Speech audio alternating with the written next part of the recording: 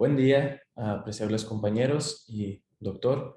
Nosotros somos el equipo número 8 y vamos a estar a cargo de dar la clase de cirrosis hepática.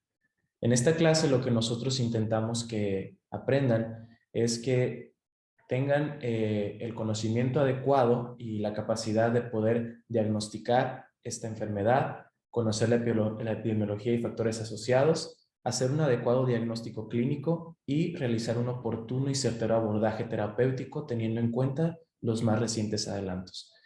Vamos a empezar con esta clase y el inicio está a cargo de mi compañera Noriko.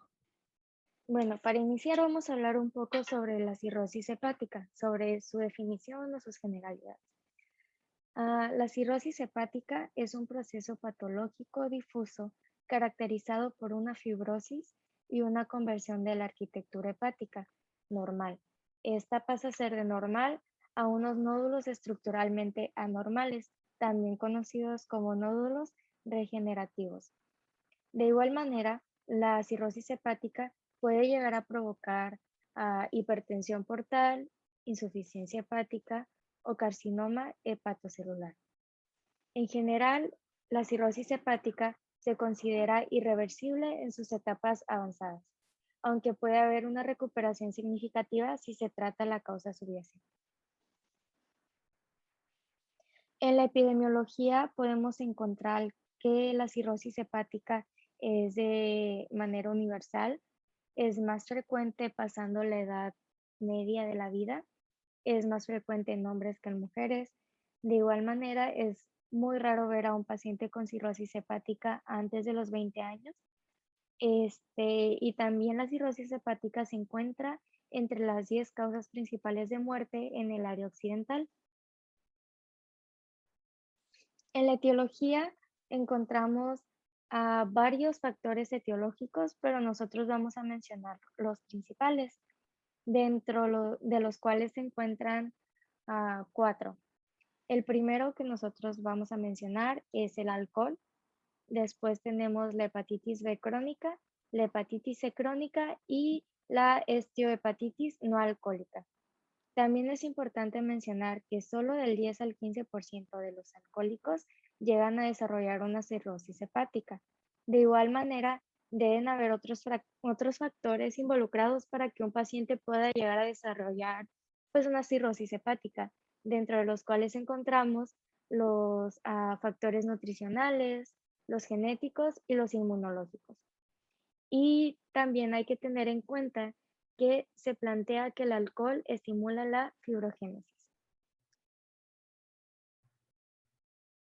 Muy bien, ahora hablaremos acerca de la fisiopatología. La fibrosis hepática ocurre en la mayoría de los pacientes con cualquier tipo de lesión hepática crónica y, en última instancia, puede evolucionar a cirrosis con formación de nódulos. Voy a empezar otra vez. Muy bien. Muy bien, ahora hablaremos acerca de la fisiopatología. La fibrosis hepática ocurre en la mayoría de los pacientes con cualquier tipo de lesión hepática crónica. En última instancia puede evolucionar a cirrosis con formación de nódulos. El evento central de la fibrosis hepática es la activación de las células estrelladas hepáticas, que son la principal fuente de matriz extracelular. Esto conduce a una acumulación de colágeno tipo 1 y tipo 3 en el parénquima hepático y en el espacio de Dicé. ¿Qué son las células estrelladas? Bueno, las células estrelladas son unas células con prolongaciones que contactan con la pared sinusoidal y con los hepatocitos. Así las llamó Karl Kupfer en 1876, que fue quien las descubrió. ¿Qué funciones tienen estas células estrelladas? Bueno, almacenan vitamina A, controla la comunicación intracelular, libera mediadores intercelulares, remodela gran parte de la matriz extracelular que está presente en un hígado normal. También produce componentes como colágeno y no colágeno de la matriz extracelular. Hace la síntesis de metaloproteínas de la matriz extracelular también y hace la síntesis de inhibidores tisulares de las metaloproteinasas. Entonces, la fisiopatología que lleva esto es que la fibrogénesis hepática es el depósito de tejido fibroso en el hígado por un desequilibrio entre la producción y la degradación de los componentes de la matriz extracelular. También es una respuesta a agresiones repetitivas o crónicas que estos son unos estímulos patológicos en donde los mediadores intercelulares y los cambios en la matriz extracelular activan las células hepáticas y hay pérdida de las gotitas de grasa, hay aumento de número y de tamaño de las células y hay una diferenciación fenotípica a células proliferativas, fibrogénicas y contráctiles muy similares a los miofibroblastos. También existe por un proceso de cicatrización, que es una progresiva deposición de múltiples tipos de proteínas colágenas y no colágenas en el intersticio y el espacio de Visé. Muy bien, entonces el resultado de este depósito de colágeno en el espacio de Visé se denomina capilarización de los sinusoides, un proceso en el cual los sinusoides hepáticos pierden su fenestración característica, alterando así el intercambio entre los hepatocitos y el plasma. Con la activación de las células estrelladas hepáticas se vuelven contráctiles, lo que puede ser un determinante importante del aumento de la resistencia portal durante la fibrosis hepática y la cirrosis también. Este proceso normalmente suele ser progresivo y perturba el flujo sanguíneo a través del hígado, lo que provoca el aumento de la presión dentro del sistema venoso portal, además de desviar la sangre del hígado. Además, estos cambios arquitectónicos que causan un componente fijo de la hipertensión portal, los cambios dinámicos en el tono vascular también resultan de una agresión aguda como una infección y pueden influir también en la presión portal y provocar una descompensación aguda. A esto se le conoce comúnmente como insuficiencia hepática aguda sobrecrónica, que puede ser reversible con un tratamiento dirigido a la agresión aguda y la mejor atención de apoyo. Estos cambios normalmente conducen a la hipertensión portal que subyace al desarrollo de ascitis y varices gastroesofágicas y promueve la desviación de la sangre portadora de nutrientes fuera del hígado, contribuyendo así a la encefalopatía hepática. También tenemos que tener en mente que la cirrosis puede provocar desnutrición y, lo que es más importante, sarcopenia. Esto conduce a la fragilidad, que se le conoce cada vez más como un marcador de mal pronóstico. La sarcopenia es el resultado de la anorexia, hipermetabolismo, hiperamionemia, malabsorción debido a la deficiencia de ácidos biliares intraluminales o pancreatitis crónica, metabolismo alterado de macronutrientes y deficiencia de micronutrientes. La ascitis inadecuada debido a la insuficiencia hepática combinada con un estado catabólico da como resultado la hipoalbuminemia, que puede empeorar las complicaciones de la cirrosis hepática como es la ascitis. La cirrosis también es un estado patológico dinámico con potencial de reversibilidad si se detiene la lesión hepática en curso. Por ejemplo, si un paciente con cirrosis descompensada relacionada con el alcohol puede compensar la puede compensar clínicamente con la abstinencia, pues podemos decir que puede ser reversible. De manera similar, los estudios de biopsias seriadas han mostrado una mejoría de la fibrosis hepática después del tratamiento de la hepatitis viral crónica. Entonces, es probable que haya un punto después del cual la cirrosis hepática se considere irreversible y el único tratamiento en esa etapa pues va a ser el trasplante de hígado. Esto puede estar relacionado con la deposición de elastina hepática, que es más resistente a la remodelación. Después también podemos tener el carcinoma hepatocelular, que la fisiopatología de esta es compleja y multifactorial, pero es mucho más probable que en el contexto de la cirrosis, que se dé en el contexto de la cirrosis que en un hígado no cirrótico. Muy bien, y después tenemos la clasificación de la cirrosis, que es cirrosis compensada y cirrosis no compensada. ¿Cuál es la diferencia? Bueno, en la cirrosis compensada se presentan hallazgos bioquímicos, radiológicos o histológicos compatibles con el proceso patológico de la cirrosis. La función hepática sintética se conserva y no hay evidencia de que haya complicaciones relacionadas con la hipertensión portal, como ascitis, varices gastroesofágicas y sangrado de varices, encefalopatía hepática o ictericia. Y en la cirrosis descompensada, por el contrario, se considera que pues, es descompensada cuando hay evidencia de desarrollo de complicaciones de disfunción hepática con función hepática sintética reducida a hipertensión portal. Pues esto incluye la ascitis, varices gastroesofágicas, hemorragia por varices, encefalopatía hepática, ictericia, etc. Y la cirrosis descompensada es un término genérico para un espectro pues, amplio de enfermedades. Ahora hablaremos del cuadro clínico de la cirrosis hepática. La cirrosis puede permanecer asintomática durante varios años. Incluso una tercera parte de los pacientes nunca desarrolla síntomas. A menudo los primeros síntomas suelen ser inespecíficos. Consisten en fatiga generalizada, anorexia, malestar general, pérdida de peso, náuseas y vómitos.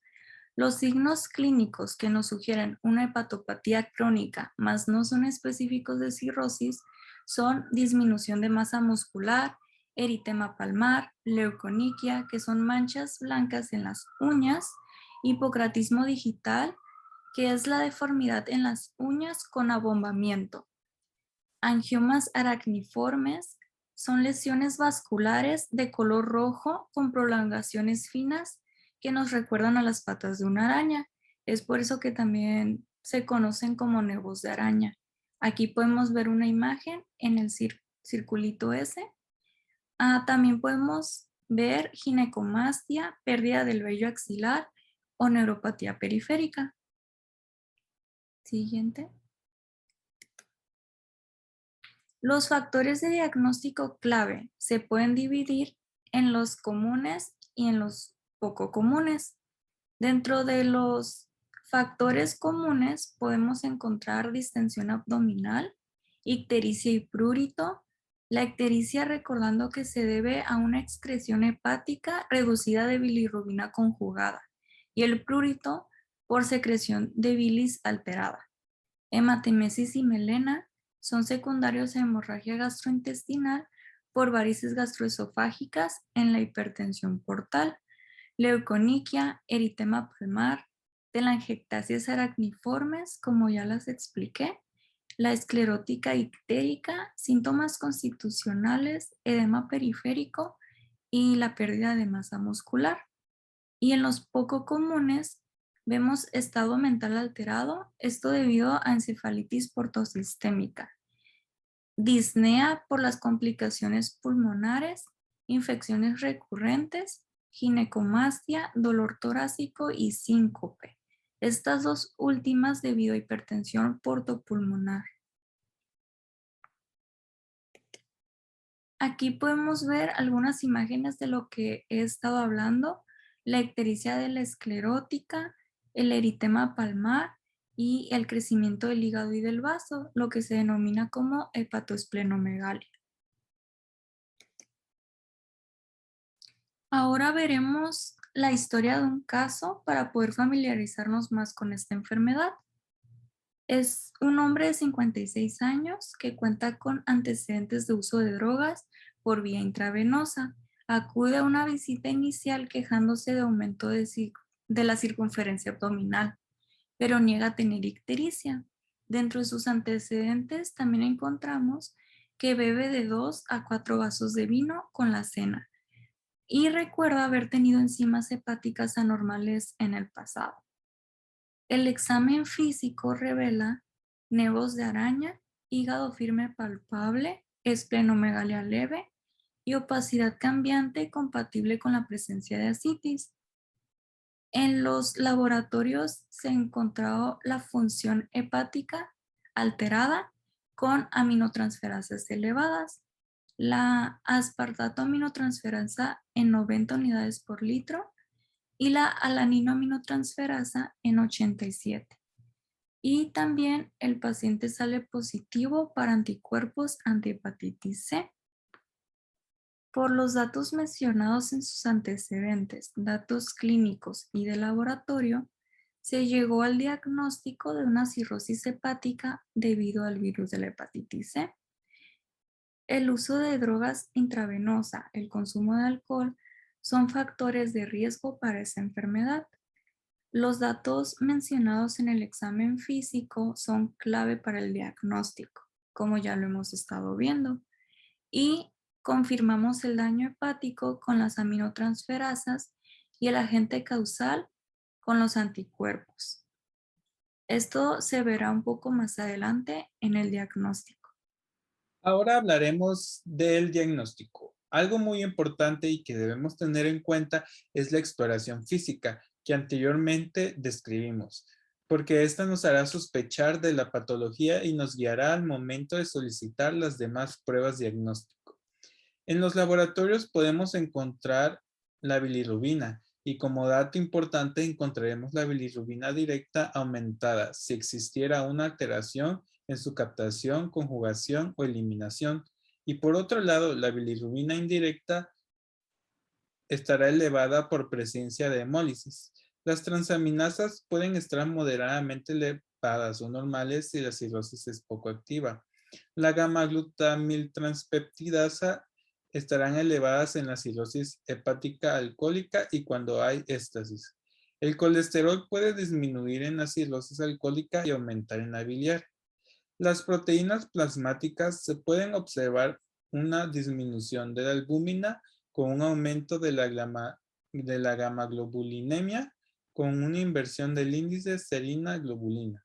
En la electroforesis de proteínas observaremos un aumento en la fracción gamma de las globulinas y una tendencia a disminuir la serina. En el apartado radiológico de estómago duodeno podríamos buscar las úlceras y varices en el polo superior gástrico. Tenemos la esplenoportografía, el gamagrama y el gamagrama de hígado vaso donde podemos captar el coloide heterogénea por hígado pequeño, esplenomegalia y desplazamiento del coloide a la médula ósea. La ecografía abdominal para diagnosticar la ascitis mínima y el TAC y el RMN para ver el perfil nodular del hígado, si ha hígado pequeño o si tiene o no hipertrofia del lóbulo izquierdo o caudado, esplenomegalia o vasos colaterales intraabdominales, que eso nos hablaría de hipertensión portal. Los diagnósticos diferenciales que tenemos que tener en cuenta son el síndrome de Budd-Chiari, la insuficiencia cardíaca, la infiltración neoplásica masiva del hígado y la pericarditis. Bien, a continuación vamos a hablar sobre el tratamiento. En el caso de la cirrosis hepática, la piedra angular o el pilar para tratar esta patología es el tratamiento de la enfermedad hepática crónica subyacente. Es decir, la causa de la cirrosis tenemos que tratarla primero. Ese es el primer paso en cuanto al manejo. Por ejemplo, si tenemos una hepatitis viral de tipo C, pues vamos a tener que trabajar con los antivirales correspondientes y después vamos a añadir el monitoreo de las complicaciones. Entre las complicaciones más importantes y que pues son ya sea porque la mayoría de los pacientes las padecen o porque son consecuencias graves, tenemos la ascitis, varices esofágicas, peritonitis bacteriana espontánea, la encefalopatía hepática portosistémica, la hiponatremia y el trasplante de hígado. Entonces, lo que vamos a hacer en este caso es ya sea que el paciente la padezca, tratarla, o si no la padece aún, estar monitoreando para que no aparezcan. Otra cosa muy importante es la prevención de la lesión hepática superpuesta. Aquí tenemos nosotros que platicar con el paciente y decirle, indicarle todos los factores de riesgo que tiene que remover de su estilo de vida para que la lesión hepática, la cronicidad no empeore. Y de esta forma tengamos un mejor pronóstico para el paciente. Es decir, si el paciente toma alcohol, pues quitarlo. Si necesita sus inmunizaciones, pues inmunizarlo. Adjunto con el tratamiento vamos a tener que restringir el sodio. La literatura dice que no debemos en los pacientes restringir el sodio de golpe porque va a ser más contraproducente. Entonces vamos a irlo disminuyendo poco a poco hasta que el paciente pueda aprender a adaptar su cuerpo a no ingerir sodio. Y vamos a añadir una terapia diurética para la citis, porque es algo muy común que se va a presentar en todos estos pacientes y pues tenemos que mantener un control sobre el líquido de la citis.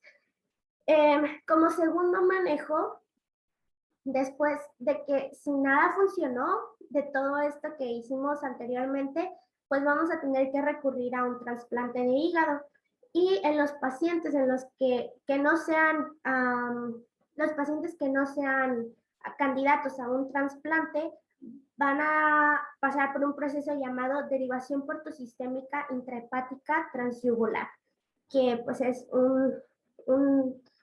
una medida terapéutica pues mucho más avanzada.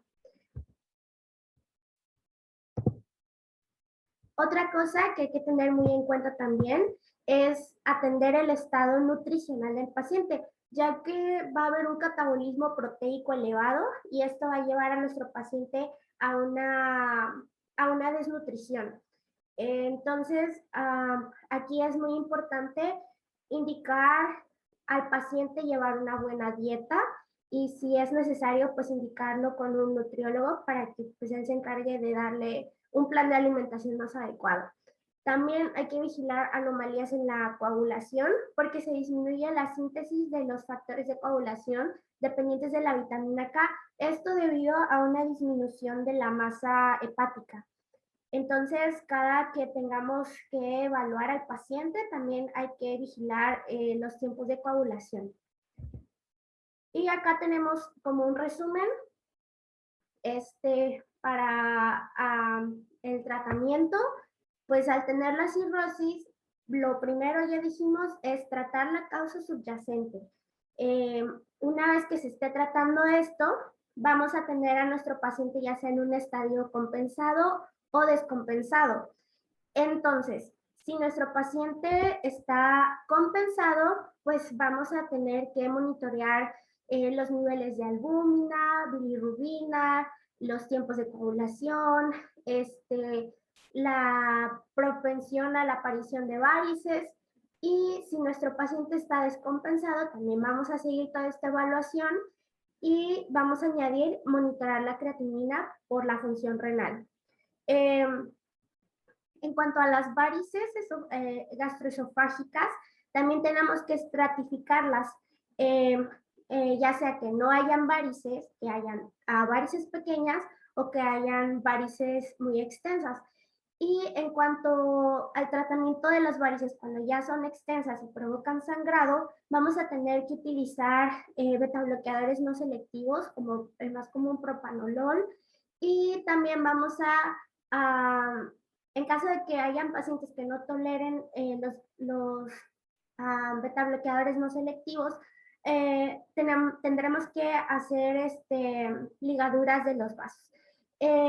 En cuanto a la hemorragia como tal de las varices esofágicas, tendremos que añadir más terapia, que sería vasoconstrictores y la terapia endoscópica para ligar. También vamos a transfundir sangre, pero también hay que tener mucho cuidado aquí porque no podemos hay indicaciones específicas para poder transfundir a un paciente con varices esofágicas. También se tiene que añadir una profilaxis de corta duración que dura aproximadamente unos 7 días, que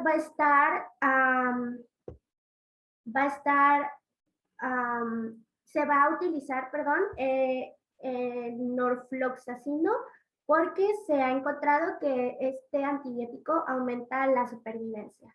También se va a intentar evitar la residencia del sangrado con propanolol, uno de los beta-bloqueadores no selectivos, y también pues con la propia ligadura que ya dijimos antes. En el caso de hemorragias potencialmente mortales, vamos a utilizar algo llamado, tubo de Sengstaker-Blakemore o el stent Dennis hasta lograr una hemostasia vía endoscópica. En el caso de la citis, que es otra de las complicaciones más comunes, pues ya dijimos antes, vamos a restringir la sal, vamos a añadir diuréticos. El más común y el de primera línea va a ser la espironolactona. Aquí no vamos a tener que restringir el agua a menos que tengamos una hiponatremia menor a 130 miliequivalentes. Y pues dependiendo de la gravedad de la citis, se va a evaluar si necesitamos hacer paracentesis o no, que va a ser pues la extracción de todo ese líquido. Si hay disfunción renal, tendremos que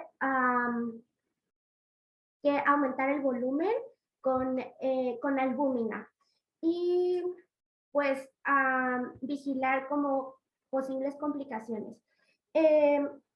Algo que se me pasó a mencionar antes, que es muy importante en cuanto a las varices hemorrágicas, es que esta complicación es la más letal de todas porque tiene un porcentaje de mortalidad del 20% en tan solo 6 semanas. Así que si no hacemos un diagnóstico temprano, es cuestión de semanas que podamos pues, perder a nuestro paciente. Bueno, continúo con la citis. El manejo con la espironolactona va a ser de inicio con 100 miligramos vía oral, una vez al día inicialmente, y luego ajustar según sea necesario cada 3 a 5 días hasta llegar al máximo que son 400 miligramos por día. Si hay pacientes en los que no funciona la espironolactona, vamos a añadir furosemida, 40 miligramos por vía oral una vez al día inicialmente, y también vamos a añadir la dosis hasta llegar a un máximo de 160 miligramos por día. En el caso de la citis, pues vamos a encontrar algo también conocido como ascitis refractaria de gran volumen, y esto sucede cuando hay falla en el tratamiento, y esta es una indicación para hacer paracentesis. El pronóstico para este tipo de ascitis es muy malo, entonces pues hay que tener mucha precaución y estar muy alertas en cuanto a estos cambios. Y la otra complicación importante sería la encefalopatía hepática, que prácticamente los datos estadísticos dicen que el 11% de los pacientes cursan con una encefalopatía hepática cuando se hace el diagnóstico. O sea, hacemos el diagnóstico porque el paciente llegó a urgencias por una encefalopatía hepática, pero pacientes que no tienen encefalopatía hepática, a lo largo de toda la enfermedad de cirrosis, van a llegar a tener al menos un episodio de encefalopatía hepática. Entonces, pues el tratamiento implica la identificación y corrección de los factores predisponentes a la encefalopatía. Y pues como tratamiento vamos a utilizar la lactulosa. Estos pueden ser usados, puede ser usado así nada más, o añadir una profilaxis antibiótica con rifaximina. Aquí no, por la importancia de la nutrición no vamos a restringir las proteínas de la dieta. Algunos factores precipitantes de la encefalopatía hepática pueden ser hemorragia gastrointestinal, estreñimiento, diarrea, vómitos, hipoglicemias descontroladas, desequilibrio electrolítico, medicamentos como los diuréticos y procedimientos médicos como las paracentesis y también debido a infecciones o anemias.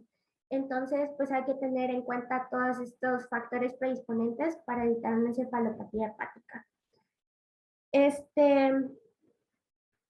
En cuanto a las otras complicaciones que estaban en la pantalla anterior, prácticamente su manejo va a ser considerar un trasplante. Entonces, pues en cuanto al trasplante,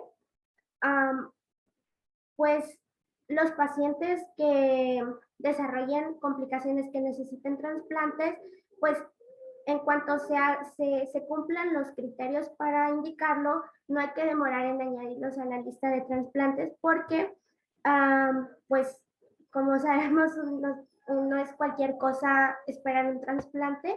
Según los datos estadísticos, hace unos años en Estados Unidos aproximadamente de 12,000 pacientes, solo 8,000 recibieron un trasplante, entonces pues por eso la importancia de indicarlo a tiempo, porque pues la consecuencia termina en la muerte del paciente.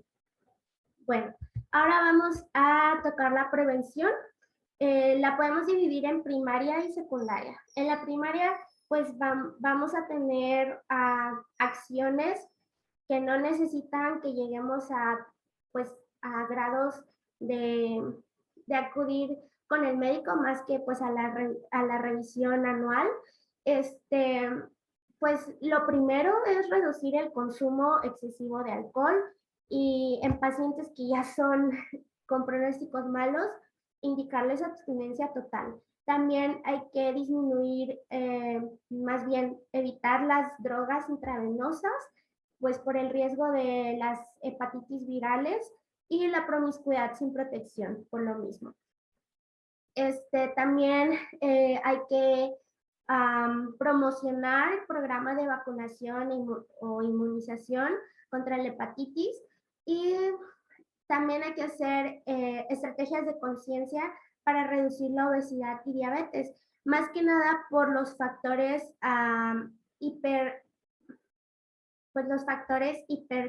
hipertriglicemiantes que puede conllevar esto. Y también pues acudir una vez al año al médico para descartar cualquier enfermedad hepática, principalmente en pacientes que tengan ya factores de riesgo. En cuanto a la prevención secundaria, cualquier enfermedad hepática crónica subyacente se tiene que tratar, como ya dijimos, y pues hay que tener también mucha vigilancia con el consumo de los AINES o analgésicos, principalmente el paracetamol, que como ya sabemos tiene pues bastante riesgo de daño hepático. Y en cuanto a la vigilancia, como en sí ya del paciente diagnosticado con cirrosis, debe ser de cada 6 a 12 meses. Y las pruebas a tomar van a ser función hepática, función renal, hay que tomar un hemograma completo, tiempos de coagulación, alfa-fetoproteína, electrolitos, hay que cuidar la hiponatremia y hay que hacer un ultrasonido abdominal cada 6 meses para evaluar la ascitis y el estado propio del hígado. En cuanto al pronóstico, depende mucho del estadio de la enfermedad. Se dice que los pacientes una vez diagnosticados pues tienen una prevalencia de vida de hasta 10 años más. Entonces, para estadificar a nuestros pacientes, vamos a utilizar una clasificación muy común, conocida como la clasificación de Child-Pugh, que nos va a decir pues el pronóstico a través de estos criterios que son la ascitis, encefalopatía, la bilirrubina, la albúmina y el tiempo de protrombina. De acuerdo a esto se van a dar ciertos puntajes y en la puntuación, si nuestro paciente tiene de 5 a 6 puntos lo vamos a clasificar como clase A y la sobrevida de este paciente en 1 a 2 años va a ser del 85 al 100%. En cuanto a el puntaje de 7 a 9 va a ser clasificación B y la sobrevida va a ser de 60 a 80%. Y si tiene una puntuación de 10 a 15, la clasificación va a ser tipo C y la sobrevida va a ser de 35 a 45%. Como vemos, pues esto sería así mucha gravedad. Entonces, esta es otra de las importancias de estratificar a nuestro paciente para ya sea incluirlos en las listas de espera para trasplantes o hacer un tratamiento oportuno. Y también vamos a tener 4 estadios de nuestros pacientes. Los primeros 2 niveles son incluyen a los pacientes que están compensados y los otros 2 para pacientes descompensados. Y nos van a indicar el nivel de mortalidad para el paciente. Entonces, en el nivel 1, los pacientes no tienen varices esofágicas o ascitis y indica 1% de mortalidad. En el nivel 2 son pacientes con varices esofágicas sin sangrado y sin ascitis y tienen un 4% de mortalidad, de probabilidad de mortalidad. En el nivel 3, los pacientes tienen ascitis con o sin varices esofágicas, sean sangrantes o no, y la mortalidad aumenta hasta un 20%. Y en el nivel 4 son pacientes con hemorragia digestiva, más hipertensión portal con o sin ascitis hemorrágica y el porcentaje de mortalidad de estos pacientes es del 57%, o sea que prácticamente tienen un 50-50 para pues sobrevivir a esto. Ok, ahora vamos a continuar con las complicaciones. Aquí se pueden ver las complicaciones de la cirrosis que se derivan de la hipertensión portal y la insuficiencia hepática. Las varices junto con la hemorragia varicosa son consecuencias directas de la hipertensión portal. La ascitis es resultado de la hipertensión portal sinusoidal y esa se puede complicar por infección de peritonitis bacteriana espontánea o por disfunción renal, que es el síndrome hepatorenal. La encefalopatía es causada por derivación portosistémica, que es la hipertensión portal y la insuficiencia hepática. La ictericia es causada solamente por la insuficiencia hepática. Siguiente, por favor.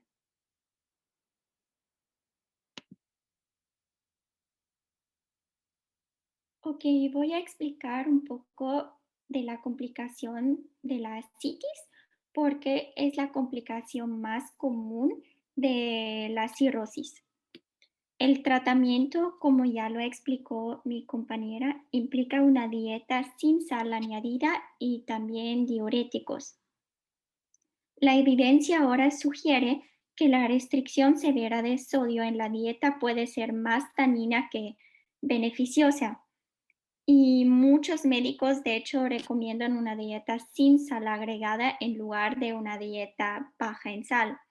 Eso significa excluir la adición total de sal de mesa adicional a los alimentos y evitar los alimentos con alto contenido de sal, como las patatas fritas y algunas comidas procesadas. Esto da como resultado una restricción moderada de sodio que queremos alcanzar.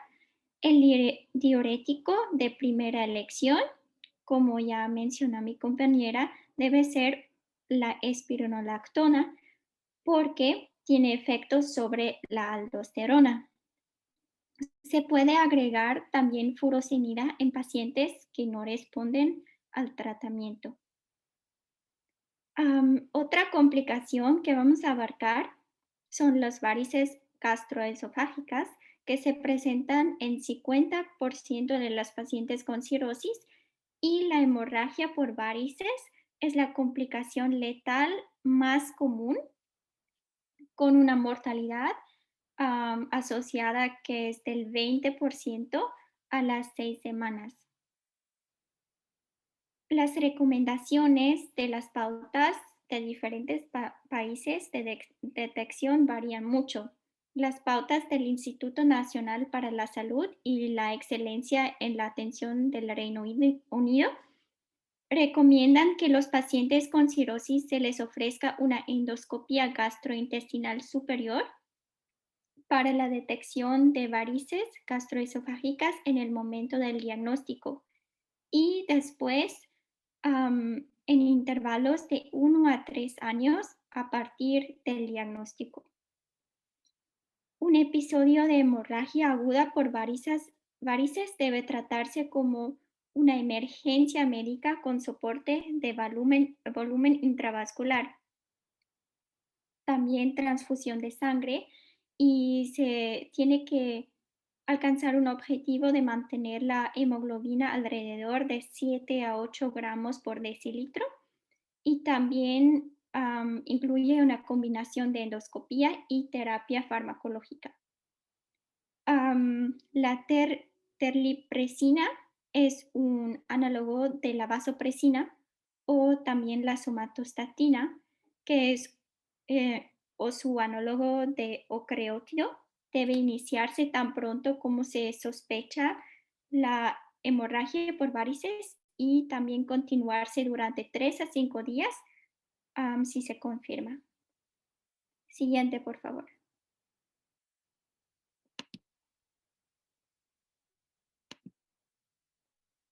Ok, vamos a hablar de la encefalopatía ortosistémica porque aproximadamente el 11% de los pacientes con cirrosis tienen encefalopatía hepática en el momento del diagnóstico de la cirrosis. 30 a 40% de los pacientes con cirrosis tienen un episodio de encefalopatía hepática durante su enfermedad y existe una probabilidad del 30 al 40% de recurrencia en el año siguiente. Se caracteriza por cambios en la conciencia, el comportamiento y la personalidad. Y eso conlleva también desorientación, somnolencia, olvido, confusión, agitación y también eventualmente coma. También se puede presentar dificultad para hablar, asterixis, aumento del tono muscular y también reflejos plantares extensores. Otra complicación de la cirrosis hepática es el carcinoma hepatocelular.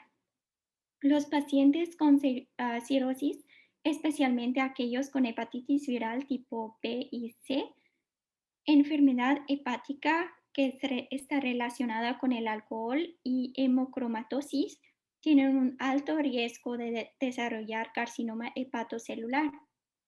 Y por esa razón se deben someterse a vigilancia con ecografía con o sin alfa-fetoproteína.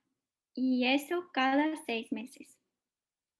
Existen varias opciones de tratamiento diferentes para el carcinoma hepatocelular y eso está según su estadio y el grado de disfunción hepática. Estos incluyen trasplante de hígado, resección quirúrgica, ablación por radiofrecuencia, ablación por microondas y la embolización transarterial, quimio. El carcinoma hepatocelular avanzado se puede tratar con sorafenib como quimioterapia paliativa. Siguiente, por favor. Ok. Otra complicación común es la hipertensión portopulmonar. Esta complicación se diagnostica cuando hay hallazgos de hipertensión pulmonar que es inexplicable en asociación con hipertensión portal. A diferencia del síndrome hepatopulmonar, es posible que esa afección no se resuelve por completo después del trasplante de hígado. Por eso, pacientes con hipertensión pulmonar grave que no mejora con el uso de vasodilatadores, como son, por ejemplo, el epoprostenol, el bosentan, el iloprost o sildenafil, no son candidatos para el trasplante de hígado porque tienen alto riesgo de muerte asociado con el procedimiento. Otra complicación es el síndrome hepatopulmonar y ese es el resultado de la hipertensión portal y se presenta en al menos el 5% de los pacientes que esperan un trasplante de hígado. Los síntomas incluyen disnea y platipnea. El diagnóstico incluye el hallazgo de hipoxemia con aumento del gradiente alveolo arterial, ortodesoxio y la determinación de dilatación vascular intrapulmonar en la ecografía con contraste. La presencia de síndrome hepatopulmonar debe impulsar también a una evaluación inmediata para el trasplante de hígado. La afección generalmente se resuelve después de un trasplante de hígado. Siguiente, por favor. Ok, otra complicación es el hidrotórax hepático y ocurre en aproximadamente 5 a 10% de los pacientes cirróticos y por lo general en pacientes con ascitis. El hidrotórax hepático puede causar disnea y el manejo es similar al de la ascitis.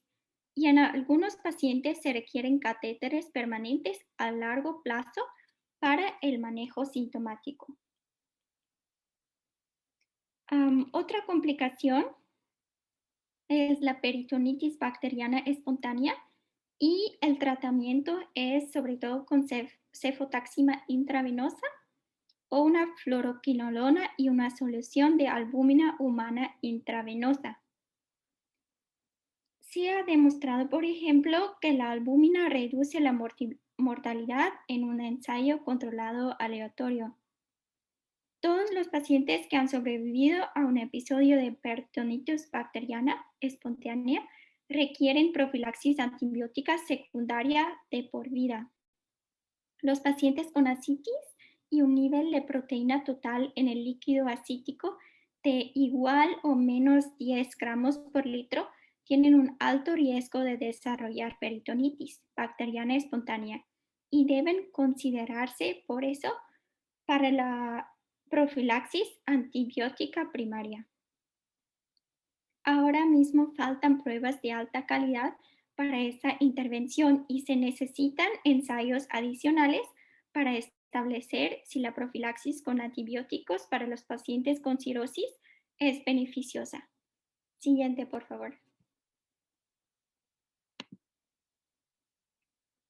Ok, otra complicación es el sangrado y trombosis y el equilibrio hemostásico en la enfermedad hepática es muy frágil y el riesgo de hemorragia y trombosis normalmente no se puede predecir correctamente con las pruebas de diagnóstico habituales, como son, por ejemplo, el índice internacional normalizado, INR.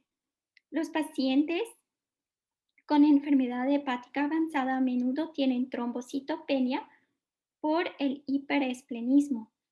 Existe una reducción simultánea en la síntesis de factores de coagulación, lo que conduce a elevaciones en el INR. La hipertensión portal o la hiperfibrinolisis pueden dar lugar también a hemorragias. La anticoagulación normalmente se niega con frecuencia a los pacientes hospitalizados con cirrosis porque hay preocupaciones sobre los parámetros de laboratorio. Y al final, la tromboelastografía puede tener un papel en la evaluación de la coagulación en pacientes con cirrosis, pero faltan niveles objetivos que son validados. El Losturumpovac y avatrombopag están aprobados para la trombocitopenia en adultos con enfermedad hepática crónica que están sometidos a procedimientos invasivos. La siguiente complicación es la insuficiencia renal aguda, el síndrome hepatorrenal. Anteriormente fue conocido como síndrome hepatorrenal y se define como los criterios del International Club of Ascites, Acute Kidney Injury, etapa 2 o 3, que cumple con todos los demás criterios del síndrome hepatorrenal, que son cirrosis con ascitis, sin respuesta después de 2 días consecutivos de abstinencia de diuréticos y la expansión del volumen plasmático con albúmina. La ausencia del shock, también ningún uso actual o reciente de fármacos nefrotóxicos como fármacos antiinflamatorios, no esteroideos, aminoglucósidos o medios de contraste yodados. Y también sin signos de lesión renal estructural. La lesión renal estructural está indicada por proteinuria, microhematuria y ecografía renal anormal. Y pues el tratamiento incluye infusión de albúmina y la combinación de antibióticos con ocreótido subcutáneo y midorina oral, fármacos vasoactivos y también la derivación. Siguiente, por favor. Ok. Otra complicación es el hipogonadismo y la feminización. La cirrosis se asocia con un desequilibrio estrogénico-androgénico con niveles circulantes reducidos de testosterona y un aumento relativo de estrógeno. Esto conduce al hipogonadismo y la feminización en los hombres. El hipogonadismo se caracteriza por atrofia testicular, impotencia y pérdida de la libido. La atrofia testicular y la reducción de la libido se observan con mayor frecuencia, por ejemplo, en pacientes con enfermedad hepática subyacente. En mujeres, ese problema puede causar amenorrea, infertilidad, acné vulgar y también quistes mamarios benignos. Otra complicación es la osteodistrofia hepática y es el término que se le da a la combinación de la osteoporosis y osteomalacia asociada a la enfermedad hepática crónica. La osteodistrofia hepática ocurre con mayor frecuencia con enfermedad colestática, pero puede ocurrir con cualquier enfermedad hepática crónica. La osteoporosis es el resultado de una menor mineralización y formación ósea secundaria a una disminución de la actividad de los osteoblastos. Eso conduce a fracturas patológicas y dolor de espalda y cifosis. La osteomalacia es menos común y es el resultado de una mineralización ósea reducida, y su síntoma principal es el dolor de huesos. La deficiencia de la vitamina D es un factor que contribuye al desarrollo de la osteodistrofia hepática. Siguiente, por favor. Bueno, ya terminamos nuestra presentación de cirrosis hepática y muchas gracias por su atención.